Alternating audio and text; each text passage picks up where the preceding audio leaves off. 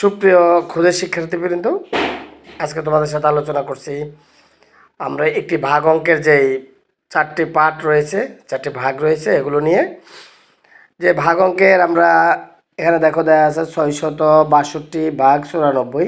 এই যে দুইটা সংখ্যার ভিতরে এই প্রথম যে সংখ্যাটাকে ভাগ করা হয় সেটাকে বলে ভাজ্য, আর যেটা দিয়ে ভাগ করা হয় সেটাকে আমরা বলি ভাজক।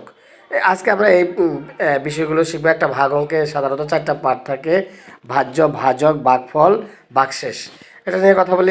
যে সংখ্যাটা দিয়ে ভাগ করা হয় সাধারণত একে ভাজক বলা হয়, এবং ভাগ করার পরে যে ভাগফলটা বের হয়, যে ফলটা বের হয়, এটাকে বলা হয় ভাগফল। এবং যেই সংখ্যাটাকে ভাগ করা হয় সেই সংখ্যাটাকে বলা হয় ভাজ্য। এবং ভাগ শেষ যাওয়ার পরে যে অবশিষ্ট অংশটি থেকে যায় সেই অংশটিকে বলা হয় ভাগশেষ। আশা করি বুঝতে পারছো, এবং এর পরবর্তী ভিডিওর জন্য অপেক্ষা করো। আল্লাহ হাফেজ।